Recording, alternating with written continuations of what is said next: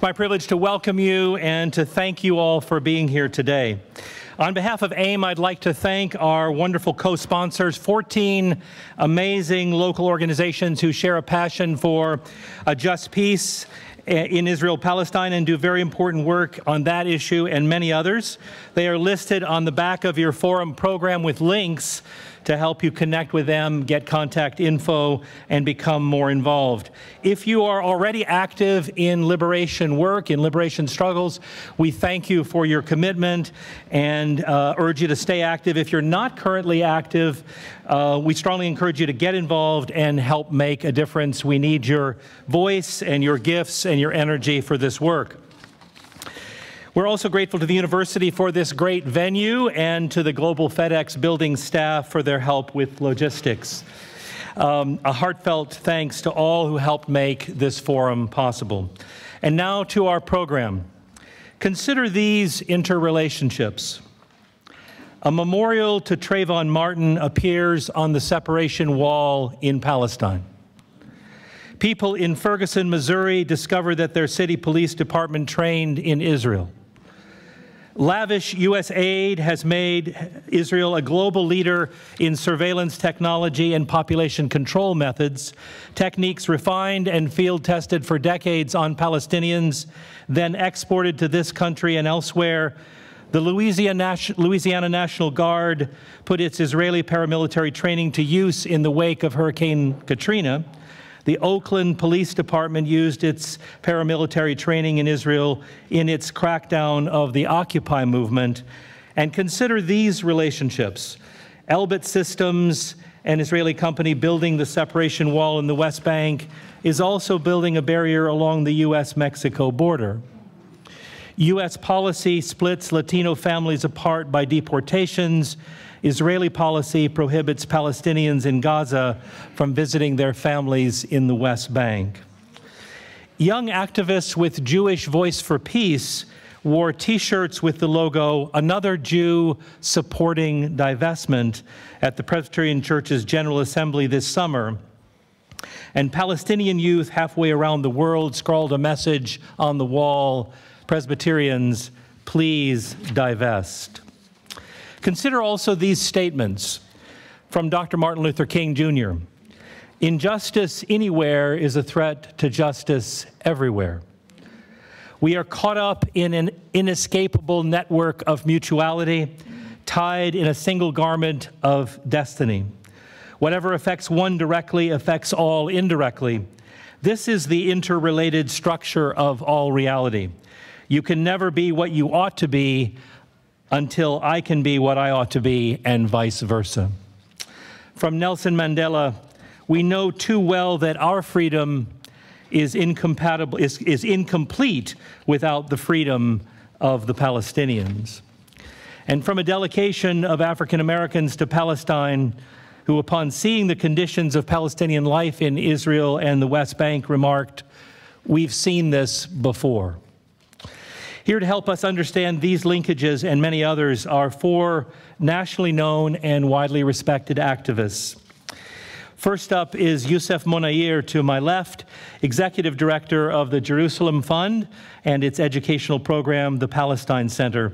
Prior to joining the Palestine Center, Munayyer served as policy analyst for the American Arab Anti-Discrimination Committee, the nation's largest Arab American membership organization.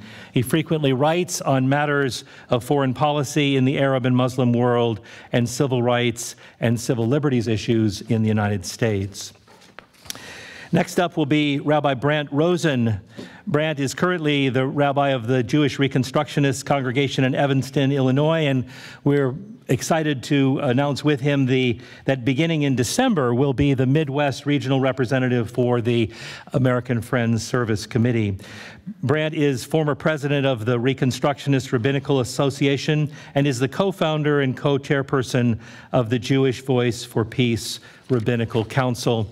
His blog, Shalom Rav, explores the intersection between Judaism and social justice with a particular emphasis on Israel-Palestine. Following Brant will be Gabriel Camacho. For over 10 years, Gabriel has worked as immigration programs coordinator for the American Friends Service Committee.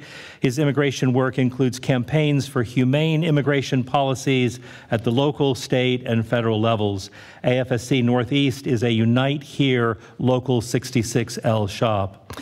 In 2008, Gabriel organized a People of Color delegation to Palestine and Israel.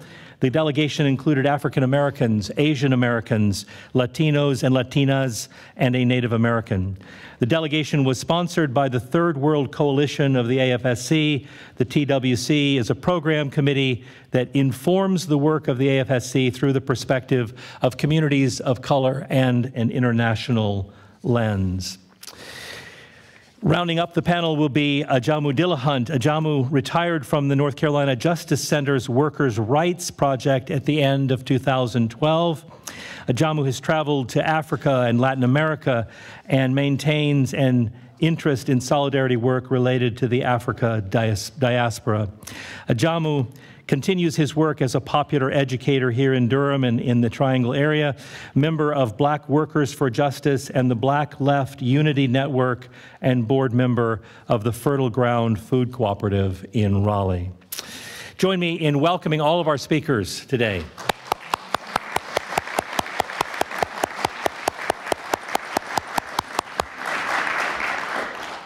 Yousef. Thank you. Speaking from up there, I can't feel this. We're here.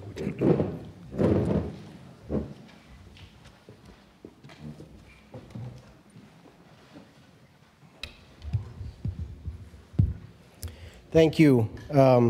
Thank you all very much. Thank you to the organizers, AIME, and you all for coming, and my co-panelists who I'm sharing the stage with today.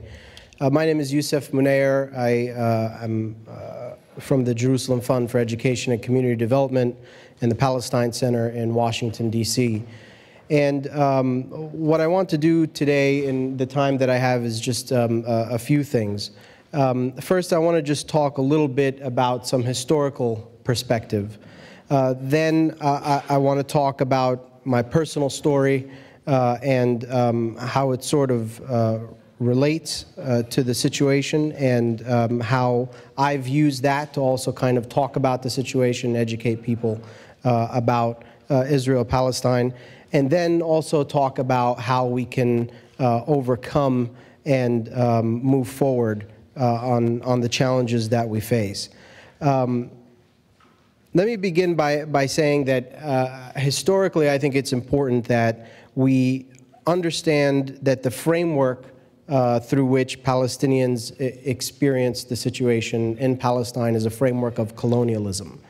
This is often misunderstood or not understood, but it is critical to understanding the reality today. This is not merely about an occupation that began in 1967. The occupation that began in 1967 is part and parcel of a historical trajectory that is far deeper than 1967, which goes back much further than that. And understanding that is critical to understanding how we overcome that and move forward. There's a unique situation in Palestine as it relates to the colonial experience, because unlike many other situations around the world, many other countries which have experienced decolonization, Palestine has not had that moment of decolonization. What it had actually was a moment of transition between one form of colonization to another form of colonization. And what I'm talking about here is, of course, the transfer of power between the British imperial enterprise in Palestine and the adoption of that imperial enterprise by the Zionist movement. And this began over time through the past century. And some people, when they hear the word colonialism, they kind of tense up and think that that's, you know, a difficult word or a controversial word to associate with the situation in Israel and Palestine. But that's only because colonialism has become a dirty word in recent years. In fact, at the outset of the Zionist movement, colonialism and the idea that Zionism was a colonialist movement was nothing to be ashamed of. Theodore Herzl, in the early days of Zionism, actually wrote to Cecil Rhodes, who was the great-granddaddy of colonialism, and said, I want to enlist you in this project, this Zionist project that we have, and I'm writing to you precisely because it is a colonial project. And likewise, Zev Jabotinsky, in his famed Iron Wall argument from the early 1920s, was very clear about the role of the Zionist movement as colonizers and the role of the Arabs in Palestine as the natives and as the indigenous people. So this began as a colonialist movement and continued to be one as it transformed into what it is today. It did so by demographically engineering the territory of Palestine over the past 100 years from being a predominantly Arab Palestinian area demographically to being one that had a majority of Palestinian Jews first and then European Jews and so on.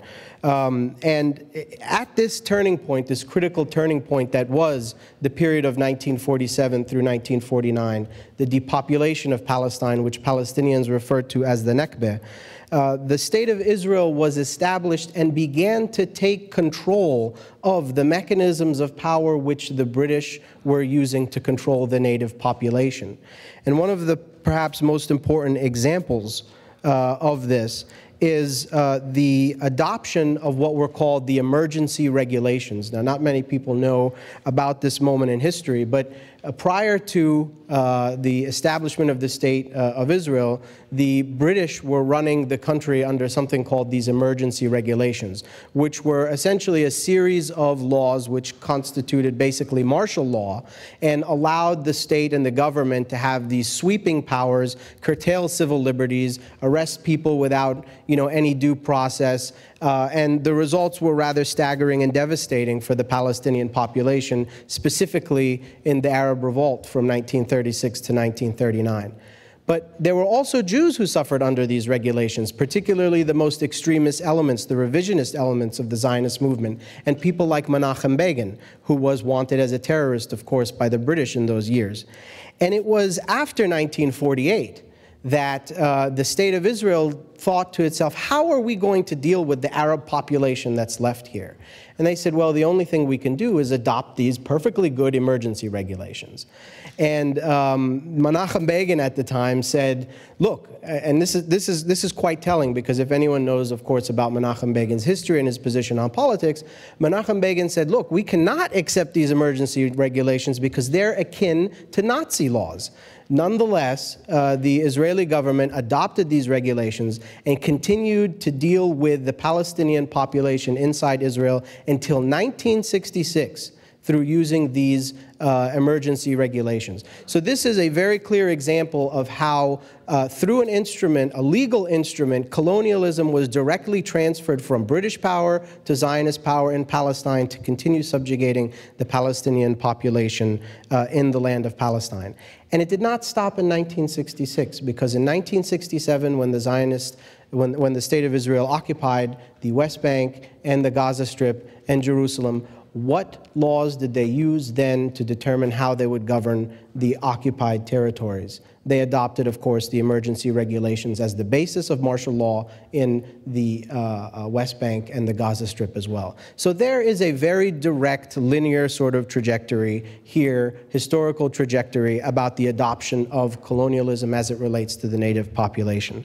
And I think it's important to keep in mind that this struggle, which is a struggle that Palestinians share with people around the world who have fought against the colonial enterprise and have had their moments of liberation. This is the framework in which Palestinians are struggling today, one that is simply anti-colonial, that is not limited to the occupation of 1967, but is far deeper than that. With the occupation, you had the metastasis of this control. You saw it in the settlement enterprise. You see it in the development of the apartheid wall. You see it in the everyday system of violence that is the Israeli occupation. And when I say system of violence, because often when we talk about occupation, it's thought of as this sort of passive reality that's not really violent. It's just kind of a status quo. But the reality is it's a system of violence. And what I mean by that is that it's an unjust system that denies basic human rights and to which the only natural human reaction is resistance. And the only way that the occupation knows to deal with that resistance is through the use of violence to ensure repression of that resistance. And we can look, of course, at what we saw in Gaza this summer as a perfect instance of that repression. What you have in the Gaza Strip is a majority of the population that are refugees from 1948 that dealt not only with of course, dispossession and exile from their homes, but continued to deal with occupation, and then the settlement enterprise, and then, of course, the siege. And if there is any form of resistance from this community, there is very harsh repression. And of course, what we saw was 2,100 Palestinians who were killed in a period of about 50 some odd days in the Gaza Strip, the vast majority of whom we know were civilians. But it's not only the periodic wars in the Gaza Strip that characterize this system of violence. We had just this past week, and sometimes if there isn't a war going on, it's hard to notice, but just this past week, we had the death of 3 Palestinian children in different and distinct but very much similar circumstances. Bahat Badr, who was 13 years old, was killed by the Israeli occupation forces in Beit Likia in the West Bank. Inas Khalil was 5 years old when she was run down by an Israeli settler in the town of Sinjil in the West Bank. That settler then drove over to a Jewish settlement and said, you know, this was completely unintentional and will face no repercussions before the law. And just yesterday, Arwa Hamad was shot and killed in Silwad, just outside of Ramallah. He was 14 years old. These all happened in the past 8 days. This is the system of violence that Palestinians continue to deal with. I want to turn now to a personal story that helps you understand how this is not simply about the occupation of 1967. I am a Palestinian citizen of Israel. I was born in a town called Lid.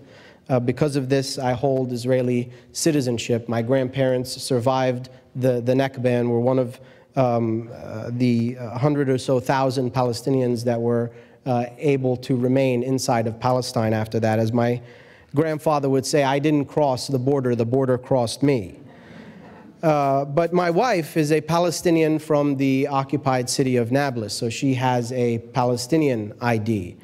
For these reasons, we cannot travel together freely in the country where we're from. And I've used this story to educate people about how the reality of this colonial and oppressive system does not only affect people living inside the occupied territories, but in fact affects people that are Palestinian in all of historic Palestine and outside of historic Palestine as well, because it denies them the right of return. It denies them the right to free movement. It denies them the right to live and reside in their own home country with the person whom they choose to marry, which, by the way, is a question of marriage equality, something that we talk about here in the United States in a different way that allows us to reach to our friends and brothers and sisters in the LGBT struggle to talk about a common situation and a common cause. So because of that reality, my wife and I happened to meet in Massachusetts, which is 7,000 miles away from the towns where we are from, which are only 45 minutes apart in reality. But because of the occupation, because of something the current Israeli Prime Minister calls the threat of demographic spillover, laws which prevent us from residing together in the town which I am from prevent us from also meeting and considering a future together. So this very personal story is just an anecdote with which I can relate to people, and I have relayed to people about how this situation affects myself and many others. So how do we move forward? I think we need to recognize, as many have, that the state-led approach to solving the Israeli-Palestinian question has failed. State-led negotiations, either through the United States or through other international fora, have only acted as a cover for continued Israeli colonization. We see since the beginning of the Oslo process a tripling in the number of Israeli settlements in the West Bank in what is supposed to be the Palestinian state, the would-be Palestinian state. So if we recognize then that the state-led approach has failed, what is left? What is left then is for civil society, for people like myself and yourselves, to take the step forward, to push the situation forward through the ways that we can, through our institutions, through our communities, and a prime vehicle for which to do this with is something called BDS, Boycott, Divestment, and Sanctions. And I want to be clear here about BDS. BDS is not the preferred approach. The preferred approach is very simple: the application of international law and the application of sanctions through the normal routes that they would be applied through states. But because states are not willing to do this work, it falls then on civil society to take that up and move it forward. And that means banging on doors, that means organizing campaigns, and that means getting people in capitals to ultimately listen and begin to put the sanctions in place that should be there to change Israeli state behavior. And if you don't think that that can happen, if you don't think that change is real, just consider the name of the room that we are sitting in, the Mandela Auditorium. That could never have happened 30 years ago. In fact, even after Nelson Mandela addressed the joint session of Congress twice, in 1990 and 1994, becoming one of the first people to address a joint session of Congress twice, he remained on the congressional terrorist list until 2008. But change is real, and change can happen. And I will close here by just mentioning an anecdote, as was mentioned in the introduction, about Ferguson, Missouri. In Ferguson, Missouri, the tear gas that was used on protesters there, protesting the, and I will close here, protesting the killing of yet another African American by police brutality, was made by Combined Tactical Systems, which is a company in Jamestown, Pennsylvania. The same tear gas canisters rained down on Bil'in and Ne'lin and Aida refugee camp and all other localities inside Palestine that are protesting the occupation, because these same tear gas canisters are provided to the Israeli occupation. It seems today that the world is increasingly divided between these two types of people: those standing behind the guns firing the tear gas and those who are willing to inhale it.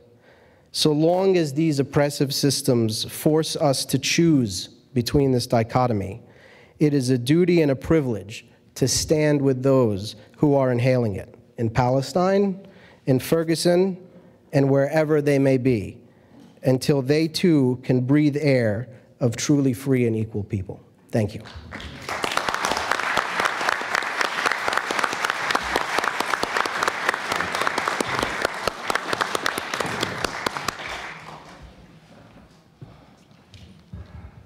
Thank you, Yousef, and thank you all for coming. I'd like to thank AIM and our many co-sponsors for having this program and for having us. I've spoken at many programs such as this over the last several years, but I've never really spoken at one quite like this. Usually it has to do largely with the Israel-Palestine issue, but I think it's a sign of the organizers' vision of putting a program like this together to really connect the dots between liberation struggles and to understand that there is a larger infrastructural issue going on here and that we need to own and need to shine a light on and use as a way to organize, ultimately.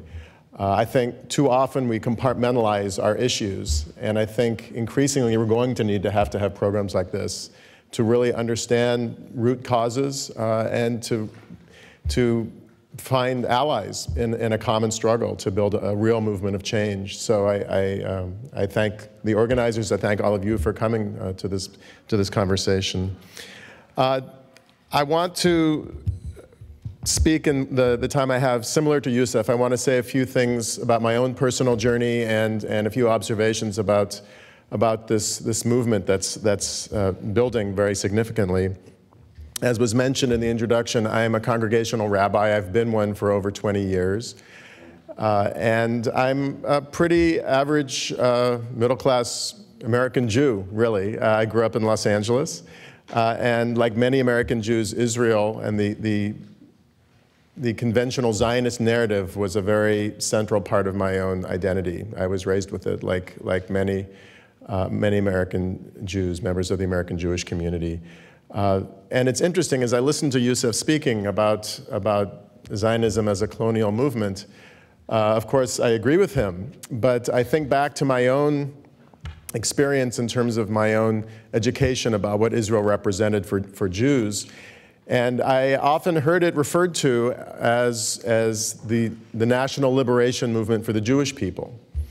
And that is part of the Zionist narrative, and it's a very compelling narrative. It speaks in a very deep way to Jews who frame the experience of anti-Semitism throughout the centuries, Jews being hounded in the diaspora from community to community, culminating in the horrors of the Holocaust, who are finally, as the Israeli national anthem would have it, Am Chovshi Be'artzenu, we are finally a free people in our own land.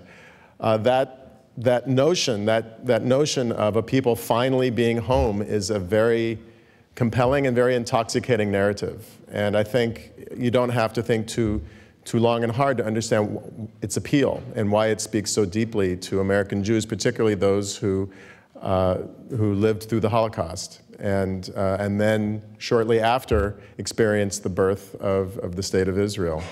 I was raised with that. I have a family in Israel. I first visited Israel when I was very young, and I've been there many, many times, and it was always a very central part of my own Jewish identity.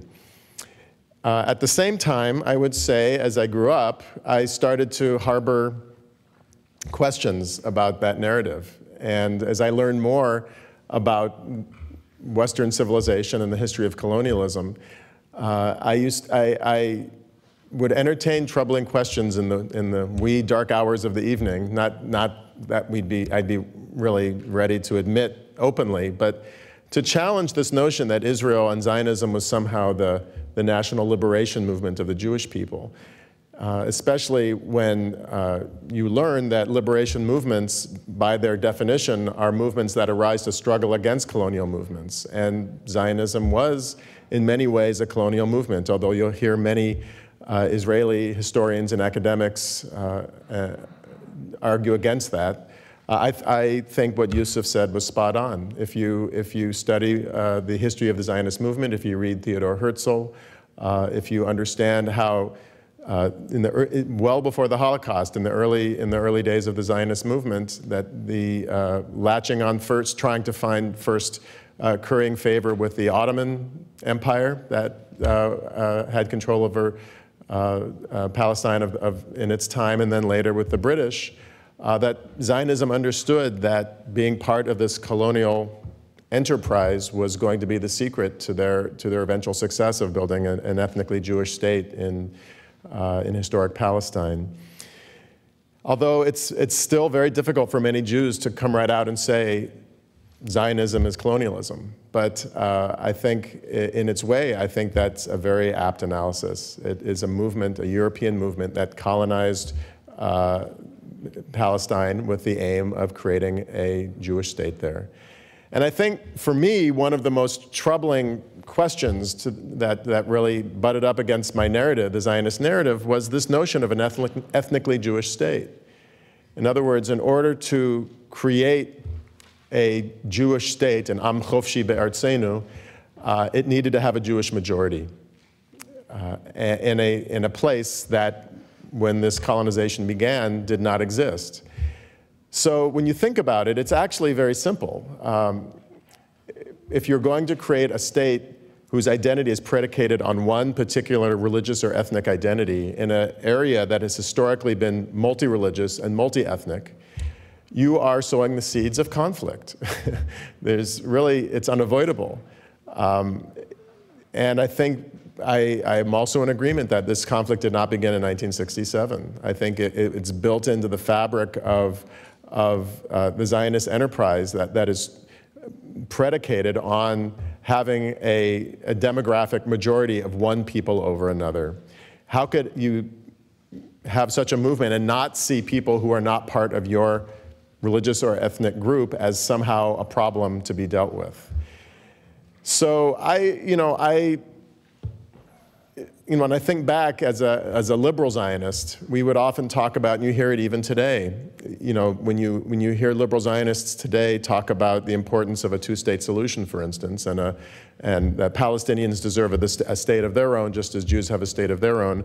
Often it's not really couched in moral terms, but really it's couched in demographic terms. We often hear this image of a demographic time bomb, that if birth rates continue the way they're going, Jews will be in the minority, and a two-state solution is necessary in order to maintain a Jewish majority in Israel. And when I think back, I think, wow, I used to argue for the maintenance of a Jewish majority, and used to talk about things like a demographic time bomb, and think, wow, as an American, where I live in a civic democracy, where ostensibly we have a constitution that recognizes the rights and dignities of all peoples, regardless of their origin or religious affiliation, if we talked about one group being a demographic time bomb to the integrity of the Americanness of our country, what word would we use to describe such an attitude, right? And yet, as a liberal Zionist, that came very naturally to me. And I never really fully, until several years ago, really faced that head on. I think liberal Zionists have a really good way of dealing with those kinds of thorny questions. We say, well, when we butt up against the ultimate contradiction of it, we say, well, it's complicated. It's complicated. And I say that only half facetiously, because it's a way of letting ourselves off the hook. And when it comes right down to it, yes, everything is complicated. Politics is complicated. History is complicated. But when it comes right down to it, I think, as you heard from Yousef, that it's really not all that complicated. Oppression is really pretty straightforward when it comes right down to it.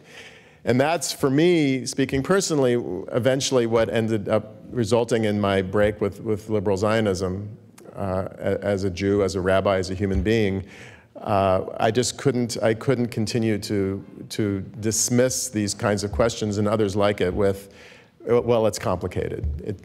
It's really a matter of, as a human being of conscience and as a Jew that follows a spiritual tradition that demands that we affirm a God that stands with the oppressed and calls out the oppressor, that we name this for what it is. And so for me, it was a long process that I won't go into, but led up to a breaking point in 2008, 2009 during Operation Cast Lead, Israel's, this was now 2 military outrages ago in Gaza, where I very publicly said, I can't rationalize this anymore. This is outrage. This is an outrage. These are war crimes, and we can't rationalize this away anymore. And that set me on a whole new trajectory.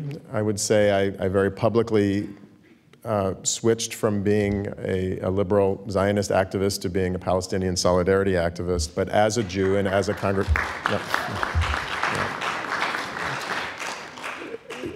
as a congregational rabbi as well. And that's also a long story. But it's actually a heartening story, and that's what leads into what I want to talk about vis-a-vis the movement that we're all describing here. And that is that this was back in 2008, and it's now 2014, and I recently resigned from my congregation on my own terms, for my own personal reasons, but I was able to remain a rabbi of my congregation.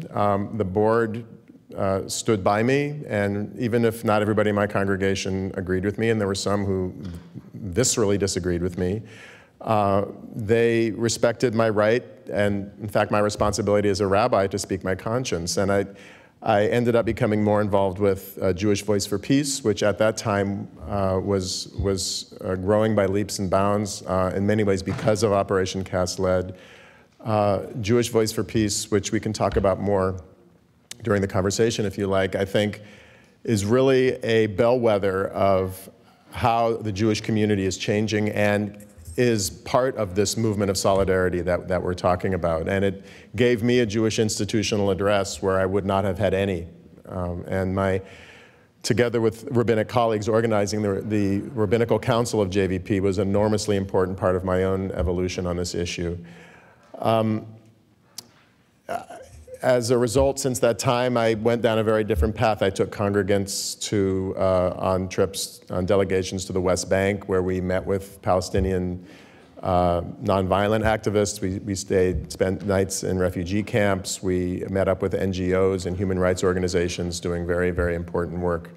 And the fact that a congregation was able to countenance a rabbi doing these things gives me great hope for the future of Jewish involvement in this movement. I see I only have 11 seconds left, so I will end, I think, similarly to Yousef. I think we have to connect these dots. I think it's very, very important that we understand that the tear gas canisters that say made in the USA that were used in Ferguson were the same ones that are used on a weekly basis in the West Bank against nonviolent activists. I'm an avid follower of Twitter and noticed during the Gaza war that Ferguson happened around the same time that Palestinians were actually tweeting to activists in Ferguson the best way to put together homemade remedies to deal with tear gas inhalation. I found that incredibly moving, that these connections, we don't have to sit in an auditorium in a university to make these connections. These connections are being made on the ground. And I think it's very, very important for us to see ourselves as part, not just talking about these issues and finding ways to talk about these issues, but really building a movement that seeks fundamental change, that we band together with many peoples domestically and abroad who are seeking liberation from oppression. So I thank you again for having us, and I look forward to the conversation.